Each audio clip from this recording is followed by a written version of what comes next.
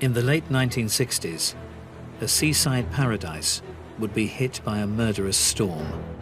There are at least 2,000 or 3,000 missing females in the United States, and we don't know how many may be buried in the Truro woods. A series of crimes of unimaginable cruelty. Underneath was a plastic bag with the head in it. It was severed. Committed by a serial killer with a lust for death. He was very proud of what he had done. Very proud of it. What drove these heinous acts? Your first inclination would be this is someone who's psychotic. Was this twisted perpetrator born to kill?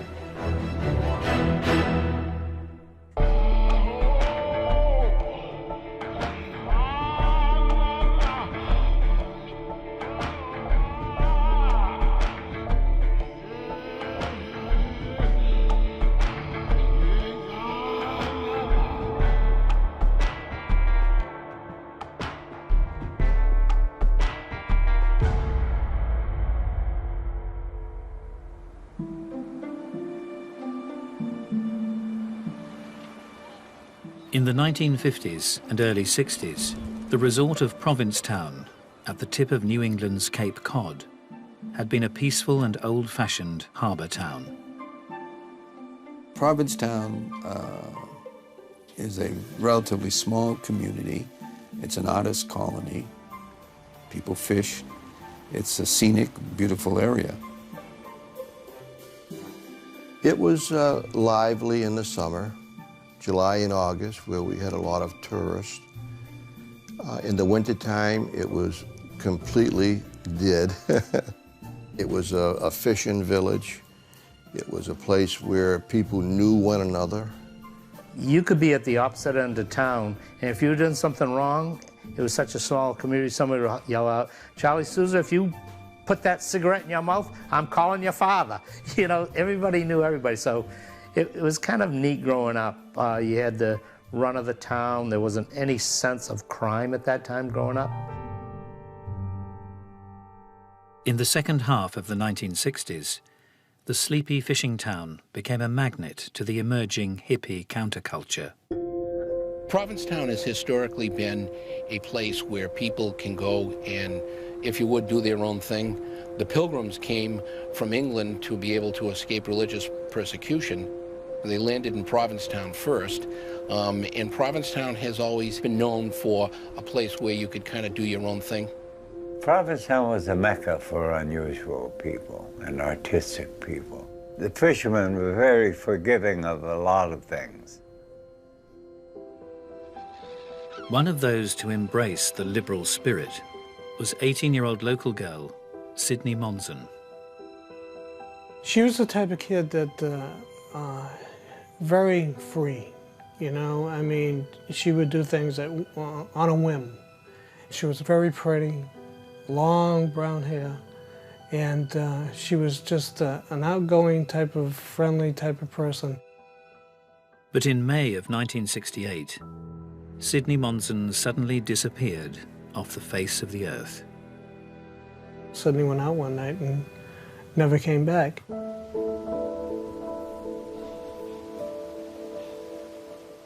And everybody was really concerned about what was happening because it was like she just vanished. Some would write Sydney's disappearance off as an innocent sign of the times. This was the era that, you know, free people would take off and not tell their parents where they were going. So it was just quite common.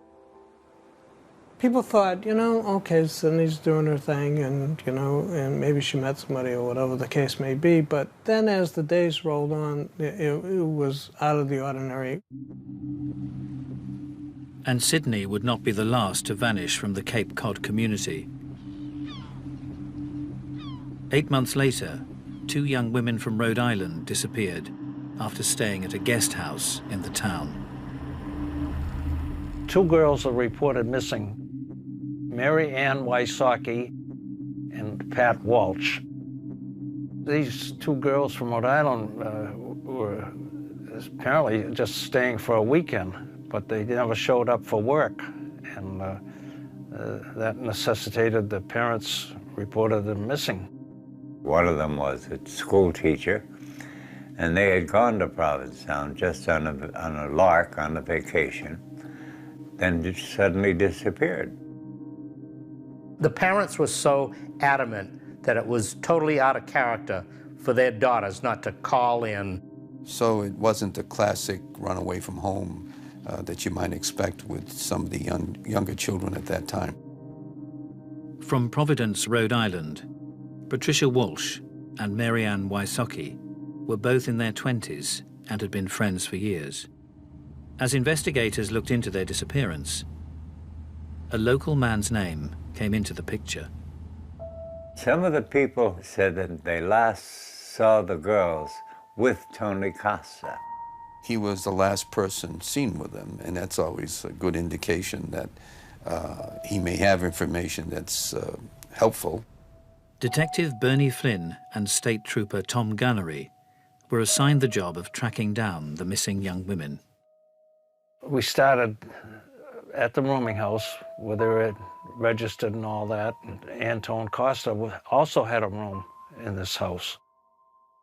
Antone Tony Costa was a 24-year-old who'd made something of an impression on the tight-knit fishing community. I remember Tony when I was a kid, that it was always off. He was just a little bit off, very into himself, secluded. He was kind of a loner. He was different. I do remember him being involved with taxidermy.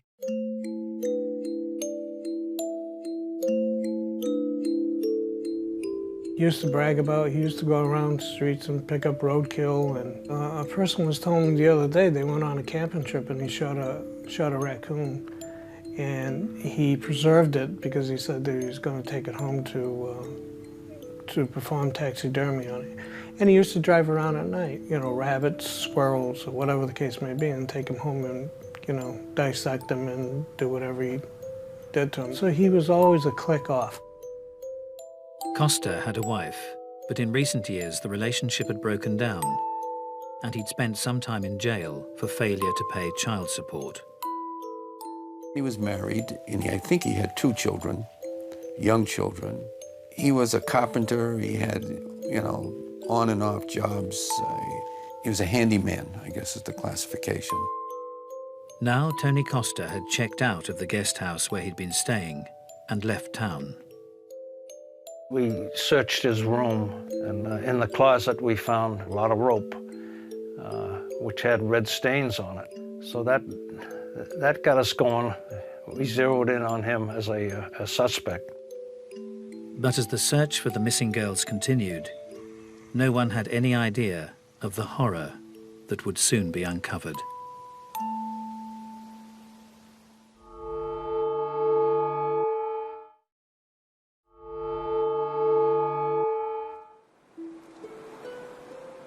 In January 1968, a young teacher, Patricia Walsh, and her friend Mary Ann Wysocki had mysteriously vanished during a trip to the seaside resort of Provincetown on Cape Cod. Witnesses had reported them last being seen with local 24-year-old Tony Costa, a loner with an interest in taxidermy. As police tried to trace the missing girls, a clue to their whereabouts was discovered at an unlikely site, deep in the woods of the neighboring town, Truro. Oh,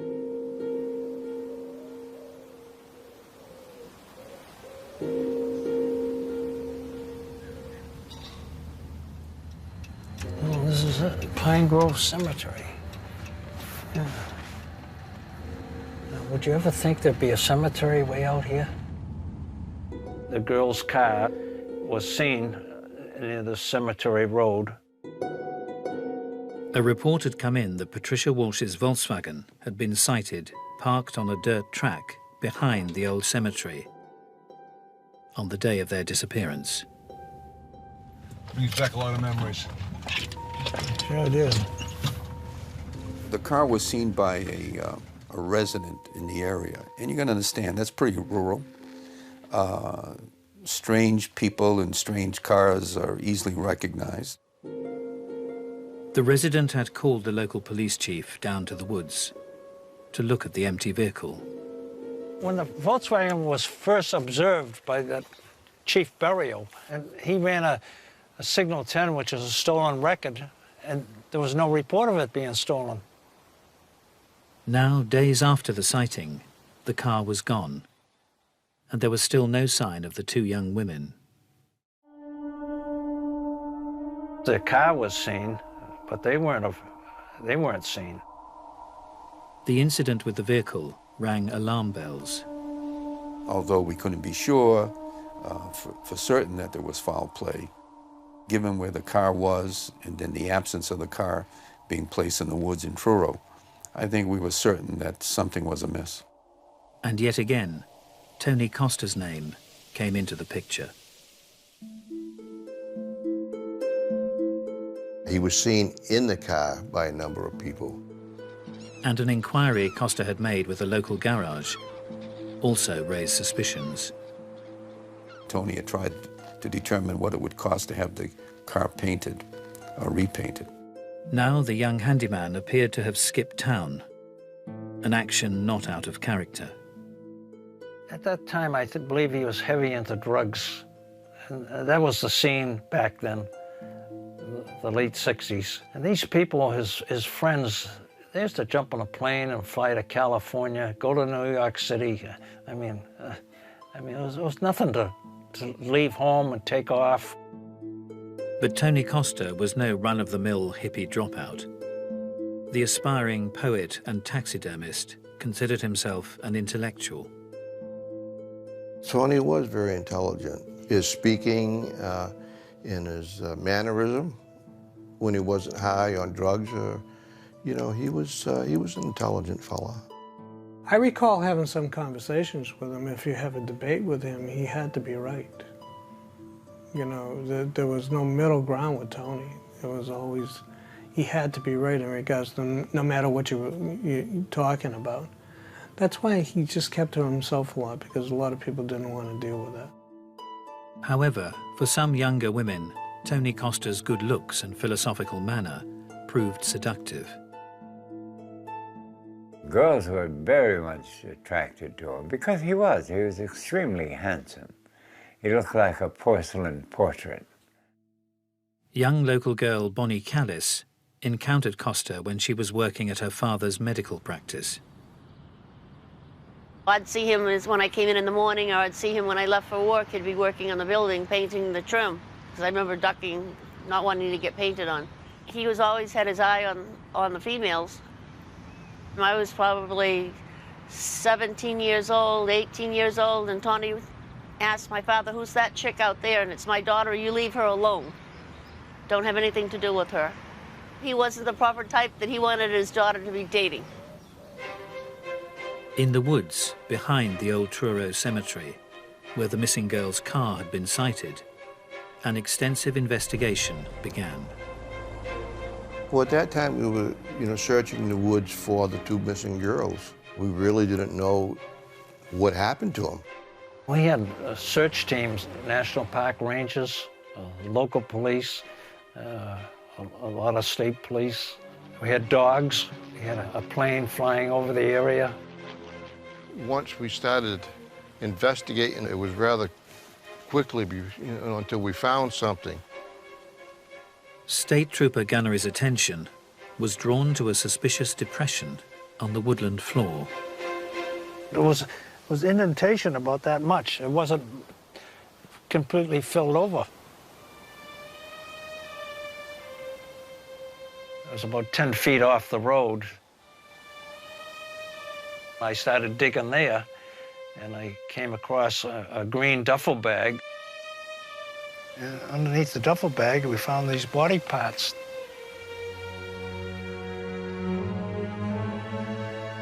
It was dismembered, pieces.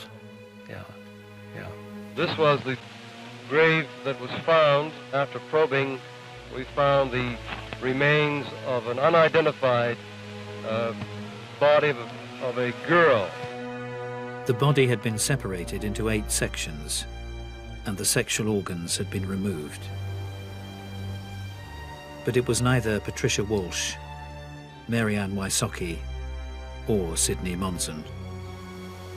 Was later identified as Susan Perry. 19-year-old Susan Perry had not been seen for 5 months.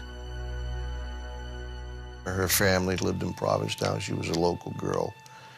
And if I remember correctly, Tony might have been going out or dating her during that particular time.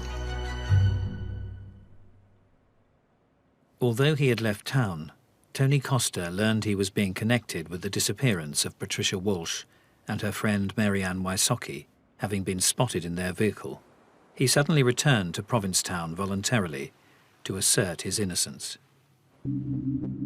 We asked him when he last saw the girls, and he said that one of the girls had to have an abortion and was going to go to Montreal. When he was talking with them, it was like a cat and mouse, because the stories never matched. His excuse was the girls gave him the car because they wanted to skip to Canada. But then eventually he said that he bought the car. Investigators were convinced Costa had been involved in foul play and was trying to lead them off the scent. Quite frequently, he kept changing his story. He was trying to cover his tracks. In other words, he was trying to outfox the fox. Tony Costa had arrived in Provincetown during the senior year at high school. Although he was known to many of the locals in the small fishing town, he had failed to make deep connections with many of them. I'm a native of Provincetown, but if you came into Provincetown when you were 18 years old like he was, he could live his whole life here and they still consider him a wash ashore.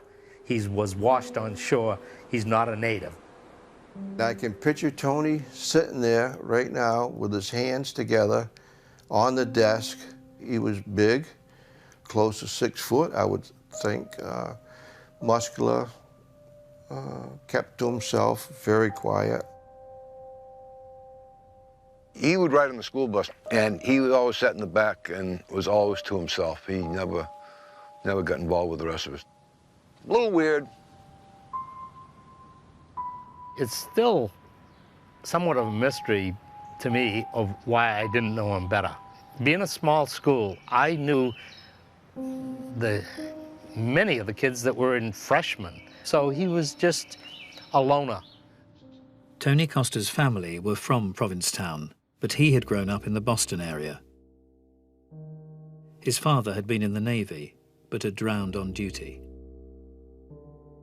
Costa would later be diagnosed as a schizoid personality type. It tends to be people who just really like to stay alone, don't have particular connections with other people. They tend to find jobs where they can work alone. If a person is schizoid, they would tend to not value family relationships or have empathic relationships with friends. They would tend to want to stay on their own and have much less interest in the mores of society. But there may have been another reason Tony Costa didn't mix with his contemporaries. It transpired he had left the Boston area under a cloud. Apparently, he used to bring girls to his room, and he used to take pillows and put the pillows over their heads and try to smother them.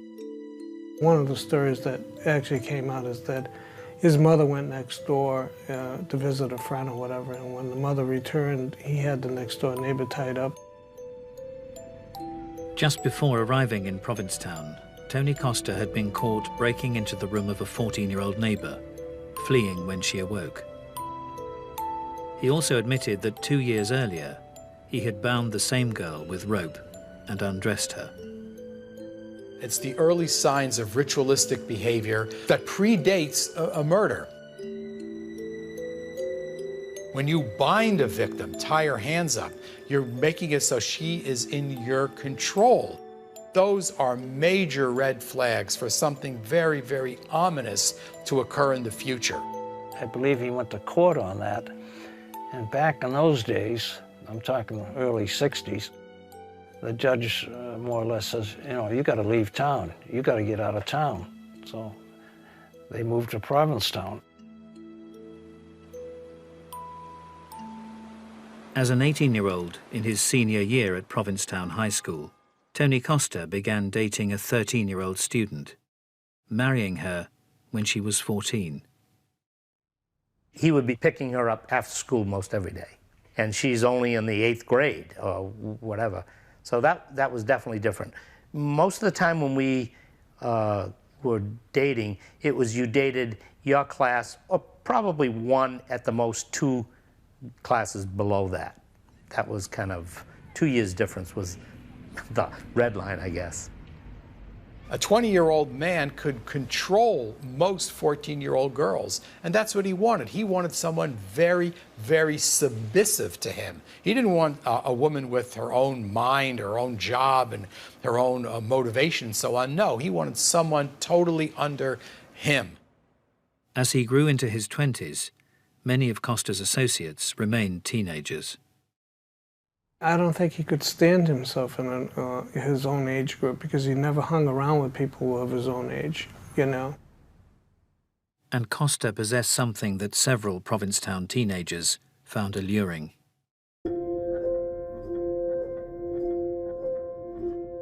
He used pot quite a bit. He grew his own marijuana.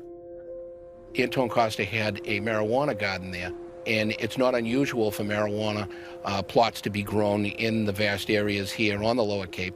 They were pretty free and easy with their drugs, marijuana particularly. Everybody was smoking dope. Everybody. That would be enticing to a lot of young people. If he was growing it, you know, it would be an enticement to get him out there to smoke it. Tony Costa's marijuana garden was in the woods behind the old Truro cemetery. The area where the missing Rhode Island girl's car had been spotted, and where Provincetown teenager Susan Perry's body had been discovered. Very remote and very quiet. It is a pretty desolate area. If you were to be in there at night, unless someone saw a light flashing, it's totally off the beaten path. The investigators were sure that Costa was responsible for the disappearance of Patricia Walsh and Mary Ann Wysocki, but with no sign of the women, they couldn't prove a crime had taken place. The state police jumped on them and they started working them over, working the case. We had him under surveillance because he was a prime suspect.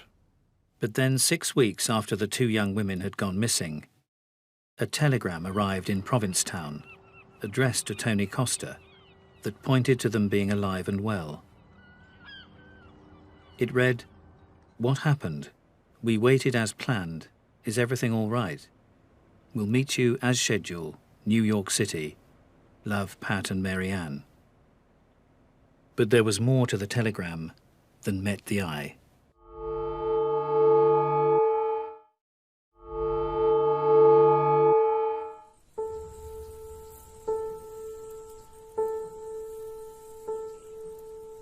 In 1969, the disappearance of Rhode Island teacher Patricia Walsh and her friend Mary Ann Wysocki had sparked an intense search in the woods of Cape Cod. Detectives were convinced that 24-year-old Tony Costa had something to do with them going missing. However, a telegram addressed to the local man appeared to signal the women were alive and well. Detective Flynn had continually told Mr. Costa that, look, if you didn't do it, if they're okay, just have them contact us. And that went on and on and on. Eventually, a telegram was sent to Tony's mother's home, and she presented it to the police. Police determined that the telegram had been sent from New York. We had another detective went down there to verify the fact. How was the telegram sent? Well, he, Tony Costa, actually sent the telegram to his mother in Provincetown, but it was signed by the 2 girls from Rhode Island. And still more troubling stories had begun to emerge. One of the girls that he had taken down there was apparently shot in the back with an arrow. He had taken her down there to show him his garden. He was out there in this marijuana field with her, and he had a bow and arrow and shot her in the back with an arrow. I think that girl is very lucky, you know, that the arrow didn't penetrate more and really do more harm to her.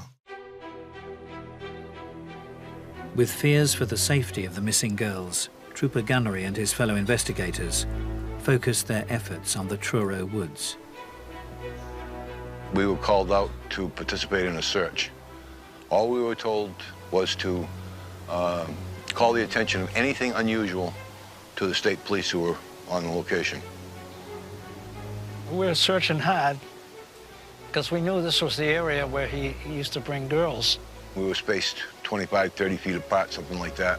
I came across this huge tree, an area where you'd probably like to lay out a blanket for a picnic. And I saw strands of rope at the base of this tree. I mentioned before, in his closet, in his house, there was a big coil of rope, and it had red marks on it. So when I found this tree and I saw pieces of rope around it, I said, I gotta start getting in the ground. So I started digging underneath it, and I come across pill vials and all kinds of drug paraphernalia. But underneath that, I sunk my hands into pieces of human flesh. As the search continued, so did the horror. Underneath the drug paraphernalia was a plastic bag with the head in it. It was severed, you know. The trooper's colleague, Detective Flynn, continued the dig. We removed the pieces of the body, her head, and cleared her eyes and cleared her mouth. And he said, I recognize this to be the head of Mary Ann Wysocki. I mean, the horror. I mean, God, crazy. Taking the pieces from the woodland grave, it became clear that not all of Mary Ann Wysocki was there. It was like a puzzle. We were missing parts of that puzzle, and that made us to continue digging. The searchers then uncovered another grave. What they found, they would never forget. It was a very pungent smell. Something that once it got in your nostrils, it stayed there. I can smell it right now as I speak. In the hole, they found the remaining parts of Mary Ann Wysocki and teacher Patricia Walsh, cut in half at the waist. But that was not all. They were about to make another shocking discovery that would solve a 10-month-old mystery. We found another body. Sidney Monson was found in the hole, and the other two girls were on top of her. 18-year-old Sidney Monson had socialized with Tony Costa. Now her dismembered body had been discovered in a grave in the Truro woods. It crushed me. You know, it's like, I just couldn't believe it, you know, because of her, because we had a relationship there for a while, and I just couldn't believe that that would happen to her. She was a real special person to me. The gruesome finds in the woods immediately made national headlines. After the bodies were found, then it became big news. The age of the decomposed bodies may go back beyond 6 months, 8 months, 9 months. We don't know what took place during that time.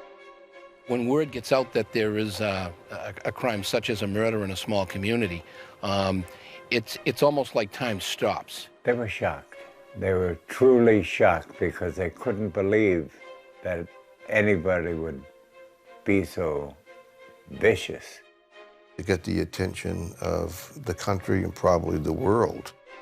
All evidence pointed to Tony Costa, and he was immediately arrested. There are indications that there are teeth marks on some of these parts of these dismembered bodies. The details revealed at autopsy were sickening.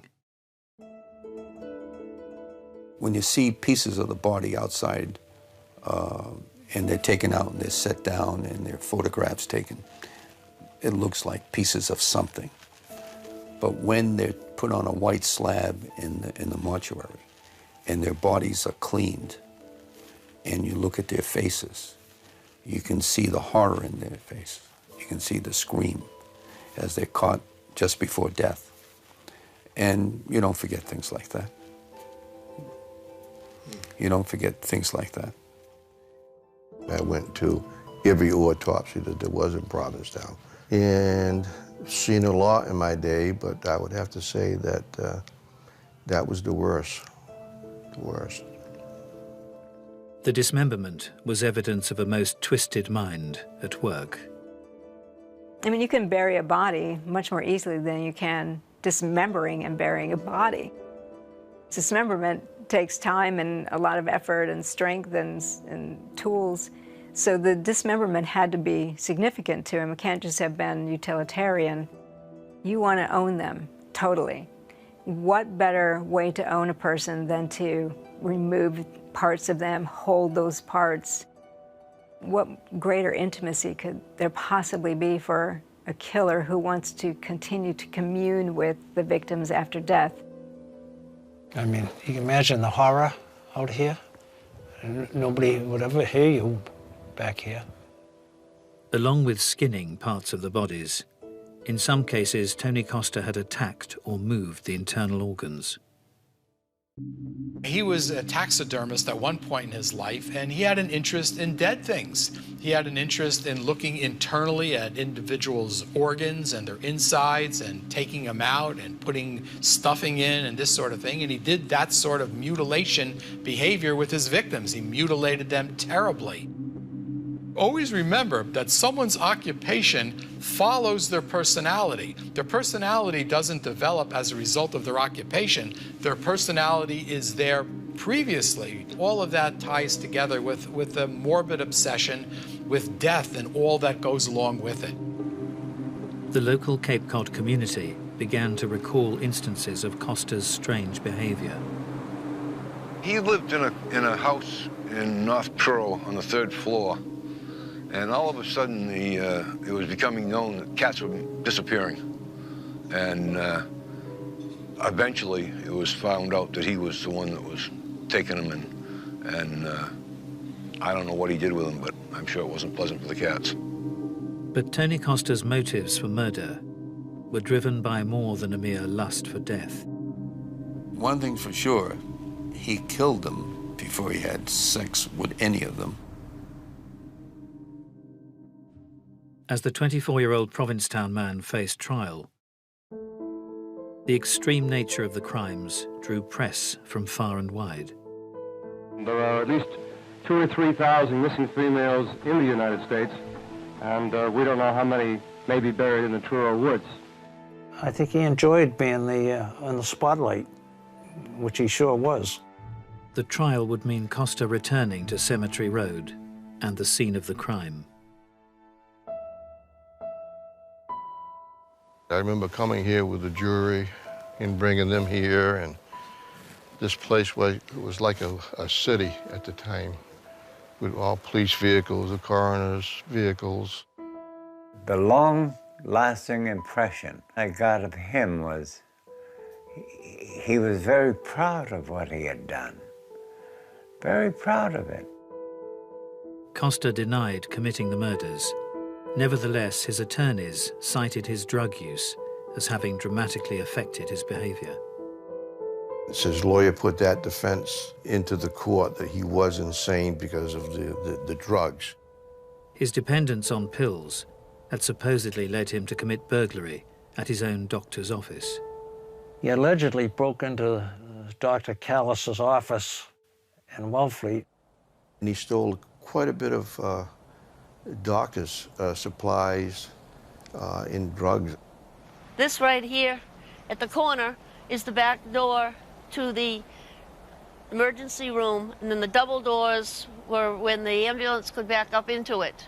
But it was through the back window here that Tony broke into. Down this hall, straight ahead, was a locked cabinet. It was maybe about 10 feet long, about 3 feet wide, and that's where the medications were locked.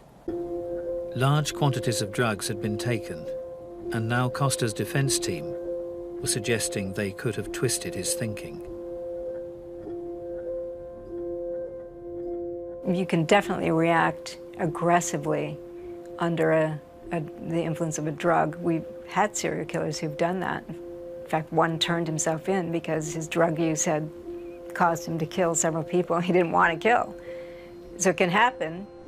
Will anybody who's taking drugs have that reaction? Not at all. But somebody who's already thinking about killing and doing other violations, once they're on drugs, their inhibitions have been evaporated for the most part.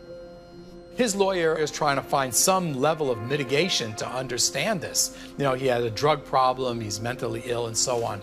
But his drug abuse had nothing to do with this. If it had any role at all, it was a secondary role in as much as the drug served as a disinhibitor.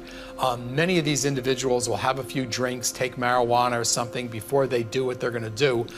The drugs don't cause the behavior, but it just loosens them up and disinhibits them. But Costa's behavior at the trial was at odds with any suggestion that he was a madman. He was disturbed, but he wasn't psychotic, and I think he demonstrated that quite well in court. Cold and arrogant. I'd never forget him sitting in the prisoner's dock and taking notes. No emotion, no nothing. Costa then made a decision he believed would help his cause. He insisted on standing up and making a statement to the court.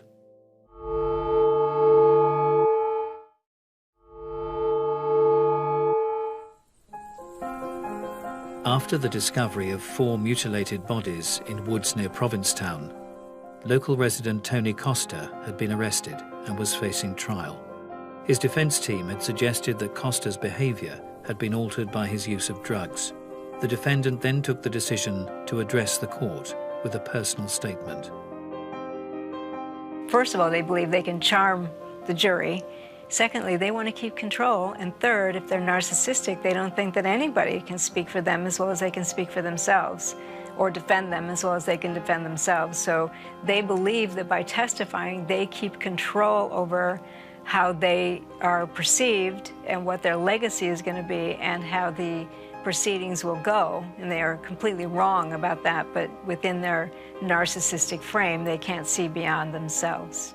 He gave a dissertation on the evil of drugs. That was as good as you wanted to hear anywhere.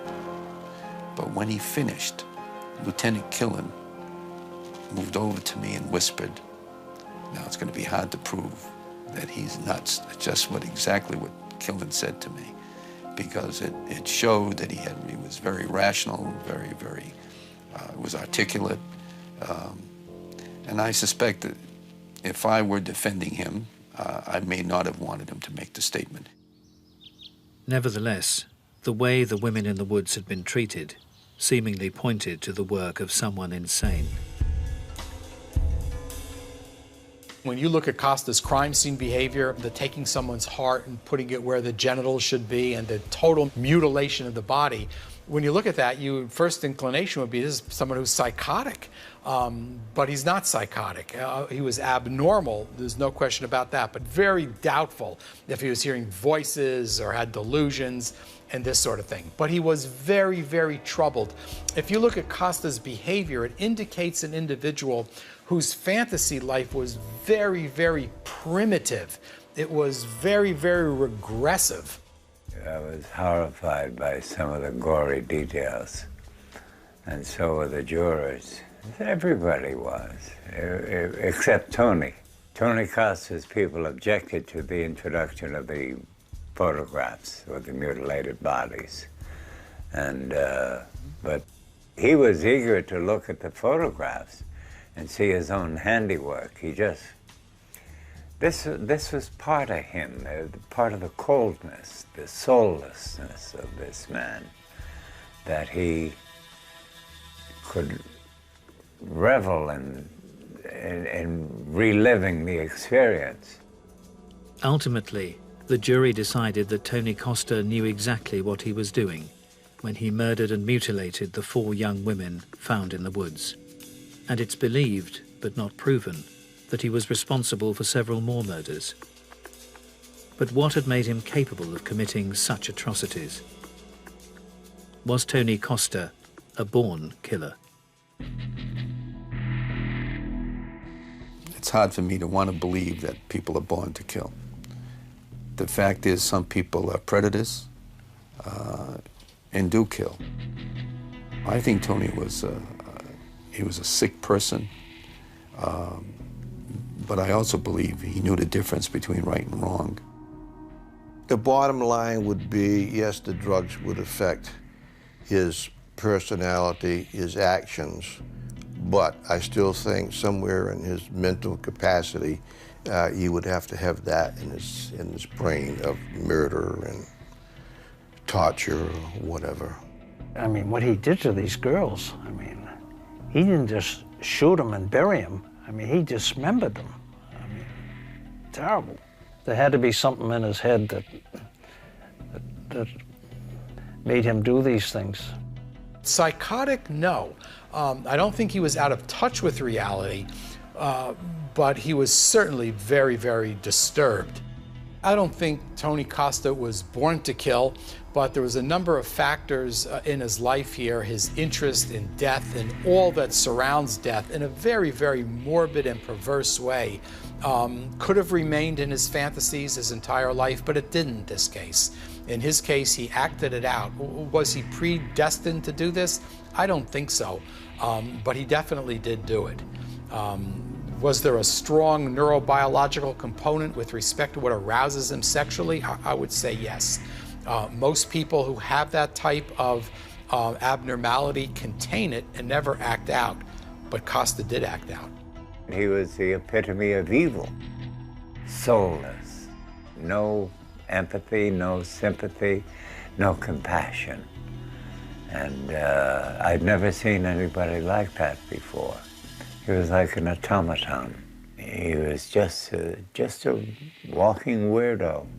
And as I say, just inordinately evil.